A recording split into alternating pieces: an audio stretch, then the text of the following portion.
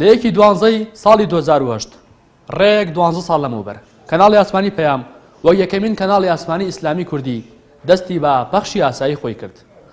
لەم ڤیدیۆدا شێوازی کارکردن لە کەناڵەکە و چەند بەشێکی کەناڵی ئاسمانی پەیام بەسەر دەکەینەوە.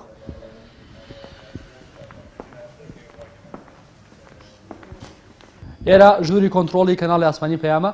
لێرەوە بەرنامەکانی کەناڵی ئاسمانی پەیام پەخش دەکرێت، دەچینە ژوورەوە بزانین شێوازی کارکردنی کارمەندان لێرە چۆنە. سڵاوتان لێبێ.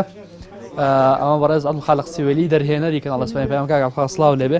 پێم بڵێ پەیامی بەڕێزتان لە یادی 2 ساڵەی کەناڵەکەدا چییە؟ پیرۆزبایی خۆم لە بەڕێبەری گشتی تۆڕ میدیایی کۆمەڵ بەڕێز حەج فاروق و هەموو کارمەندان و هەموو ئەو بەڕێز و خۆشەویستانەی کە 12 ساڵە بەیەکەوە ئیشەکەین. 12 ساڵە بەیەکەوە هیلاکە بین، بەیەکەوە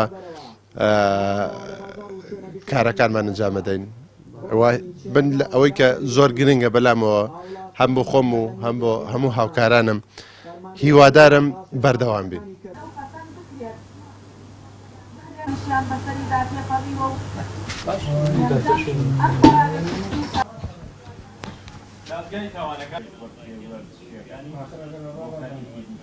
ئێرە ئەستودیۆی هەواڵی کەناڵی ئاسمانی پەیامە. وەک دەبینن بێژەری وەرزش کاک پێشەنگ خۆی ئامادەیە کات بۆ هەڵەوەرشیان پێشەنگ سڵاو لێبێ.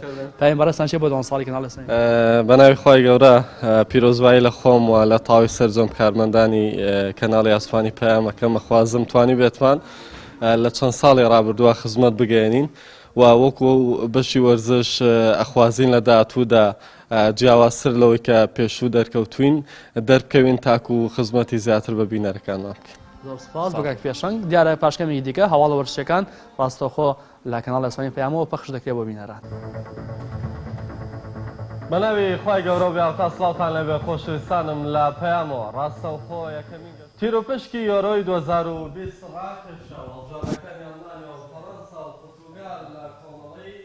ئێرە ژووری بەرنامی پەیامی ڕۆژی کەناڵی ئاسمانی پەیامە. لێرەوە ستافی ئامادەکاری بەرنامەکە خەریکی ئامادەکردنی بەرنامەی سبەینێن. سڵاوتان لێبێ ڕێنە کاک ریاز کاریاز سڵاو لێبێ. پەیامێکی کورتمان پێ بێ لە 12هەمین ساڵی کارکردنی کەناڵی ئاسمانی پەیامدا. من سەرەتا شانازی یەکەم کە کارمەندێکم لە کەناڵی ئاسمانی پەیام و مای شانازیمە کە ئەگەر توانە و ورە و بەهرەیەکم تیا بێ لە کەناڵەکەی سەرفی بکەم. لێرەوە پیرۆزباییەکی گەرم ئاڕاستەی تەواوی بینەرانمانەکەم.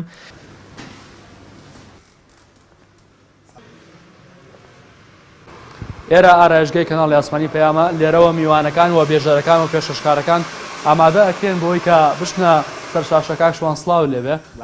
پێمامەڵی پەیامێکی کورتی بەڕێستان بۆ 12 ساڵی کەناڵی ئاسمانی بە بۆنە یادی 12 ساڵەی دامەزرانی کەناڵی ئاسمانی پەیام پیرۆزبایی سەرەتا لە تۆکەم و سەرجەم کارمەندە بەڕێزەکانی کەناڵی ئاسمانی پەیام هیوادارم ساڵێکی پڕ خێر و بەرەکەت ب. ئێرە ناوەندی هەواڵی کەناڵی ئاسمانی پەیامە. گەشتی هەواڵەکان لەم ژوورەی پشتنەوە ئامادە دەکرێت. ئێمە ڕێنە ژوورەوە بزانین ژووری هەواڵ لە کێ پێک دێت و لێرە چۆن گەشتی هەواڵەکان ئامادە دەکرێت. پێکاسەر بە سڵاو لێبێ.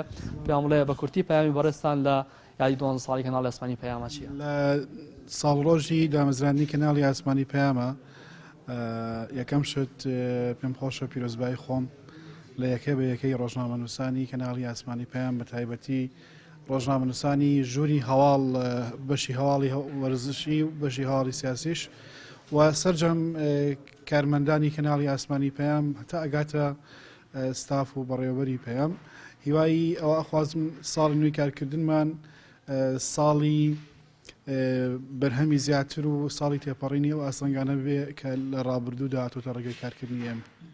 زۆر سپاس بۆ کاک سەربەست. بەڕێزان ئێرە ژووری هەواڵی کەناڵی پەیامەوە ئاماژەم پێکرد پێشتریش هەرسێ گەشتی هەواڵ و بەرنامەی ئەمڕۆی کەناڵی ئاسمانی پەیام کە بەرنامەیەکی سیاسی و شرۆڤی ڕووداوە سیاسیەکان دەکات لێرەوە ئامادە دەکرێت.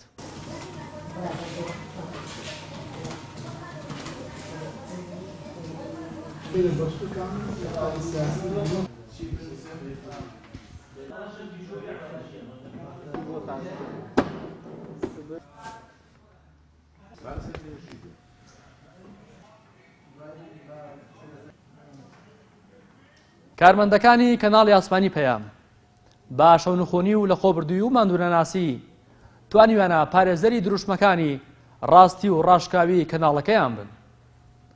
ڕاستی حەمامین کەناڵی ئاسمانی پەیام سلێمانی.